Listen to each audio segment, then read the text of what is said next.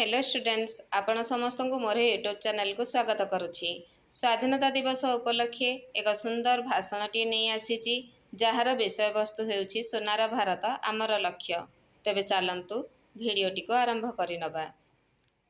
सम्माननीय सभापति महोदय, मंचासीन विशिष्ट अतिथिवृंद, आदरणीय मुख्य शिक्षक महोदय, सम्मानित शिक्षक शिक्षयित्री माने, अभिभावक वृंद एवं मोर प्रिय भाई और भौणी माने समस्त को मोर सादर प्रणाम। आज आम अत्यंत गौरव और आनंदर सहित आम देशर 80तम स्वाधीनता दिवस पालन करुछु।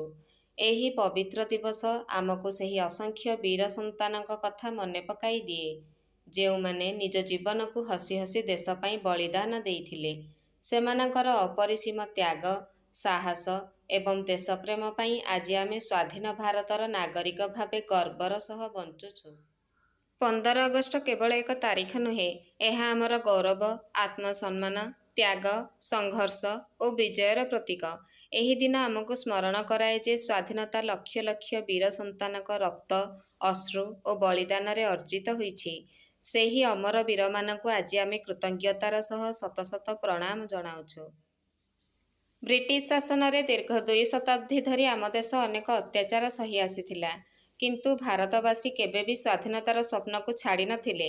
महात्मा गांधी का सत्य और अहिंसार पथ, नेताजी सुभाष चंद्र बोस का अदम्य साहस, शहीद भगत सिंह का बलिदान, चंद्रशेखर आजाद का अपराजय मनोबल, असंख्य स्वाधीनता संग्रामी का त्याग भारत को स्वाधीनतार आलोक देइथिला। आम ओडिशा माटी मध्य वीर मानक जन्मभूमि। वीर सुरेंद्र साय, जयराजगुरु, बाजी राउत, उत्कलमणि गोपबंधु दास, उत्कल गौरव मधुसूदन दास का अवदान आमको आज मध्य देश सेवार प्रेरणा देइथाए। प्रिय बंधुगण, स्वाधीनता केवल राजनैतिक मुक्ति नुहे, प्रकृत स्वाधीनता हेउछि अज्ञानता, दारिद्र्य, अशिक्षा, अंधविश्वास, दुर्नीति और सामाजिक कुप्रथारु मुक्ति। आमे जदि एही समस्त बंधन को दूर करि परिबा, तेबे ही स्वाधीनतार प्रकृत मूल्य सार्थक हेबो। आज भारत विश्वर अग्रणी राष्ट्रमानक मध्यरे निजर स्थान सुदृढ़ करुछि। महाकाश गवेषणा, विज्ञान, प्रजुक्तिविद्या, डिजिटाल विकास, कृषि, क्रीड़ा और शिक्षा क्षेत्र में आमर सफलता समग्र विश्व को आकर्षित करुछि। किंतु विकास सहित आमको मानविक मूल्यबोध, नैतिकता और सामाजिक दायित्व को मध्य समान गुरुत्व देबाकू पड़िबो। प्रिय छात्र छात्री माने, आपण माने ही आगामी भारतर निर्माता। भल शिक्षा, उत्तम चरित्र, श्रृंखला, परिश्रम, देशप्रेम ही आपण मानकू जणे आदर्श नागरिक रे परिणत करिबो।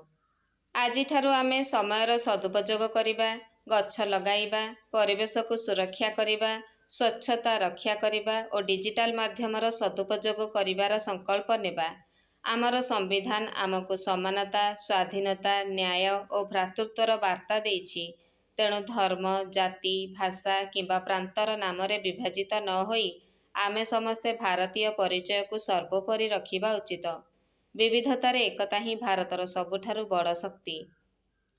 आसंतु एही पवित्र अवसर रे आमे शपथ नेबा, देशर संविधान को सम्मान करिबा, परिवेशर सुरक्षा करिबा, सत्यनिष्ठ और दायित्ववान नागरिक हेबा, दुर्नीति, हिंसा और अन्याय विरुद्ध रे सचेतन रहिबा, एक समृद्ध, सशक्ति, स्वच्छ, विकसित भारत गठन रे निजर अवदान रखिबा।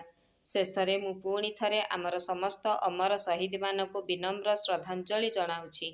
सेमानकर बलिदान आमको सर्वदा देश सेवार प्रेरणा दिए। एक समृद्ध, सशक्त, स्वच्छ और विकसित भारत गठन रे निजर अवदान रखिबा। शेषरे मु पुणी थरे आमर समस्त अमर शहीद मानकु विनम्र श्रद्धांजलि जनाउछि। सेमानकर बलिदान आमको सर्वदा देश सेवार प्रेरणा देउ। मोर वक्तव्य को एही देशप्रेमर पंक्ति सह शेष करुछि। सारे जहां से अच्छा हिंदुस्तान हमारा। समस्त को 80तम स्वाधीनता दिवसर हार्दिक शुभेच्छा।